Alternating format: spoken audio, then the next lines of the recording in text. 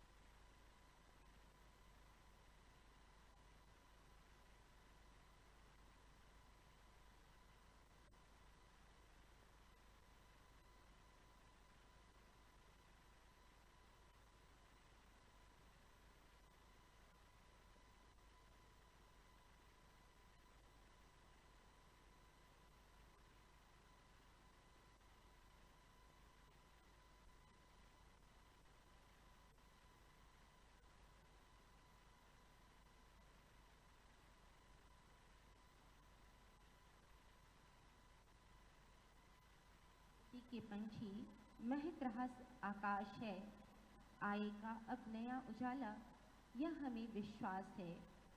सिमट रहा अज्ञान अंधेरा, उजड़ गया असुरों का डेरा, जाग उठी कर्मठ तरुणाई और मंच पर शक्ति नए कण कण ने पाई। मंच पर तालियों के साथ हार्दिक स्वागत, वंदन एवं अभिनंदन परम श्रद्धेय गोरक्षपीठाधीश्वर उत्तर प्रदेश शासन के माननीय मुख्यमंत्री महोदय का हार्दिक स्वागत एवं अभिनंदन।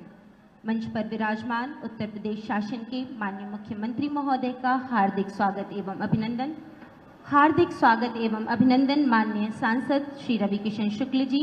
हार्दिक स्वागत माननीय विधायक कैंपियरगंज, माननीय विधायक सहजनवा, माननीय विधायक ग्रामीण एवं माननीय प्रदेश अध्यक्ष भाजपा एवं समस्त सम्मानित जनप्रतिनिधिगण का स्वागत एवं अभिनंदन।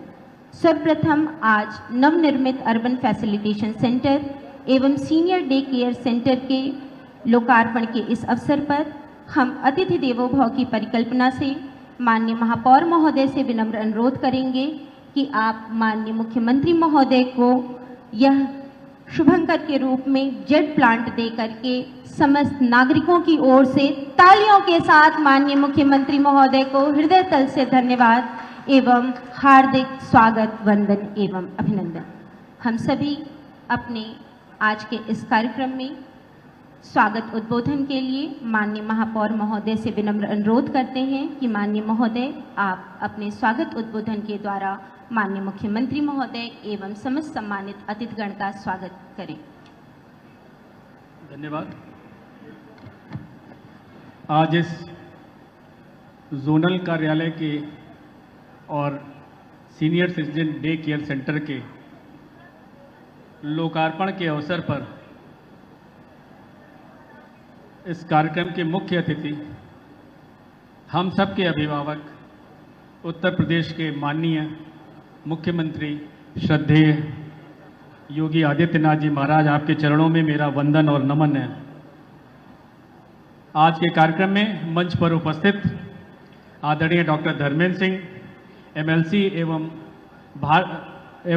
भारतीय जनता पार्टी के प्रदेश उपाध्यक्ष आदरणीय श्री रवि किशन शुक्ला जी, हमारे अत्यंत लोकप्रिय सदर सांसद आदरणीय श्री विपिन सिंह जी, ग्रामीण विधायक सहजनवा आदरणीय श्री प्रदीप शुक्ला जी, विधायक कंपियरगंज आदरणीय श्री फतेह बहादुर सिंह जी, उत्तर प्रदेश राज्य महिला आयोग की उपाध्यक्ष आदरणीय श्रीमती चारू चौधरी जी, पूर्व महापौर आदरणीय श्रीमती अंजू चौधरी जी, आदरणीय श्रीमती सत्या पांडे जी, भारतीय जनता पार्टी के जिलाध्यक्ष आदरणीय श्री जनार्दन तिवारी जी,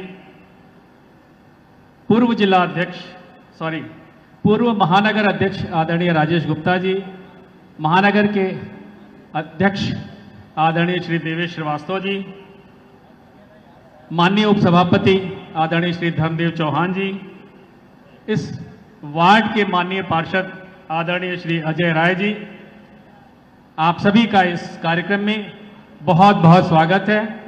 और आप सभी जो हमारे समक्ष बैठे हुए हैं, भारतीय जनता पार्टी के देव दुर्लभ कार्यकर्ता बंधुओं, सम्मानित जनता, आप सभी को मेरा बहुत बहुत प्रणाम निवेदित है।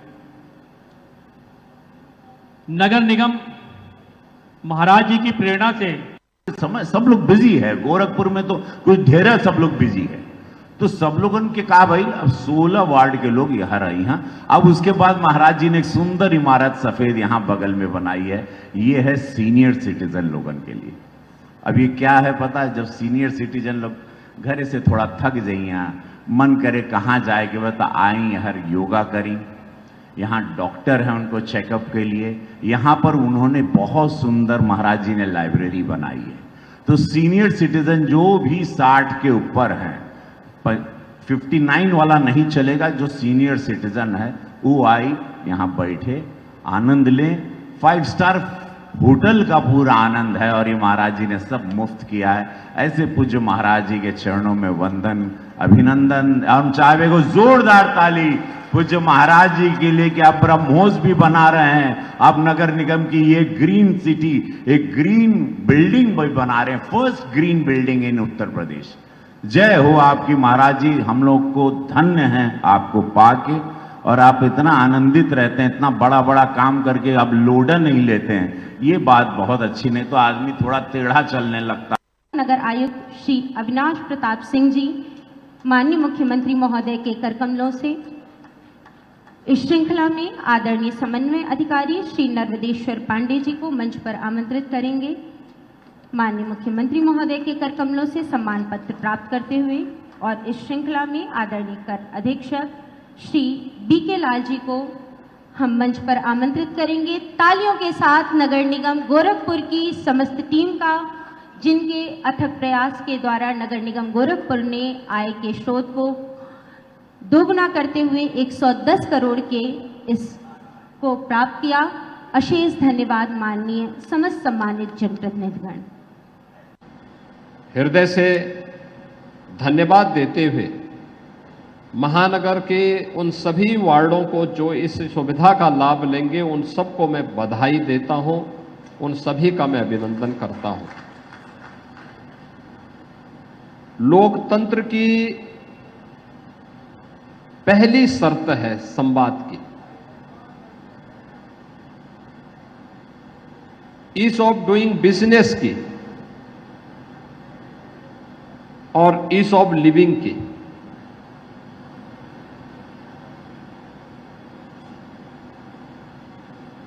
लोकतंत्र की पहली ये शर्त होती है कि जनता की सुविधाओं को हम जितना सरल कर सकें, कॉमन मैन की जितनी सुनवाई हो सके, हमें उसे फैसिलिटेट करना होगा। थोड़ा सा प्रयास अगर हम करेंगे तो जन सुनवाई के माध्यम से इसको और सुदृढ़ किया जा सकता है। और आज अर्बन फैसिलिटेशन सेंटर यानी नगरीय सुविधा केंद्र नगर निगम से संबंधित जितनी भी सेवाएं हैं, उन सभी सेवाओं के लिए अब नगर निगम कार्यालय में जाने की आवश्यकता नहीं, बल्कि 16 वार्डों को इस अर्बन फैसिलिटेशन सेंटर में, नगरीय सुविधा केंद्र में वे सभी प्रकार की सुविधाएं एक छत के नीचे यहां पर प्राप्त होंगी। इस दृष्टि से आज इसका शुभारंभ एक गोरखपुर क्लब के पास इसे प्रारंभ किया जा रहा है। मैं इसके लिए नगर निगम के महापौर जी को और सभी पार्षदों को हृदय से बधाई देता हूं, अपनी शुभकामनाएं भी देता हूं। बहनों और भाइयों, छोटी छोटी बातों को लेकर के एक सामान्य नागरिक को भटकना पड़ता है। आय प्रमाण पत्र के लिए, जाति प्रमाण पत्र के लिए, निवास प्रमाण पत्र के लिए, जन्म प्रमाण पत्र के लिए, मृत्यु प्रमाण पत्र के लिए, टैक्स जमा करने के लिए, अगर कहीं से गलत टैक्स आ गया उसको सुधारने के लिए। अब यह जो केंद्र है, इस फैसिलिटेशन सेंटर के माध्यम से अब उन समस्याओं का समाधान होता हुआ दिखाई देगा।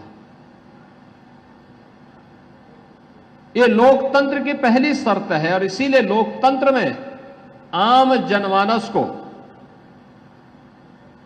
केवल उसे सामान्य नागरिक नहीं कहा है। एक सामान्य नागरिक, आप किसी व्यक्ति की, किसी पदाधिकारी की उपेक्षा कर सकते हैं, एक आम नागरिक की नहीं। आम नागरिक लोकतंत्र में वह जनता जनार्दन के रूप में, जनता जनार्दन के रूप में उसको संबोधित किया जाता है। और जनता जनार्दन की भावना को हमें अपने जीवन में अंगीकार करने के लिए तैयार होना होगा। नगर निगम का यह अभिनव प्रयास अत्यंत सार्थक है। मैं इसके लिए नगर निगम की पूरी टीम को हृदय से धन्यवाद देता हूं। साथ साथ यहां पर एक नई सुविधा, सीनियर सिटीजन केयर सेंटर, जितने भी बुजुर्ग नागरिक हैं उन सभी बुजुर्गों के लिए सुविधा यहां पे बन सके।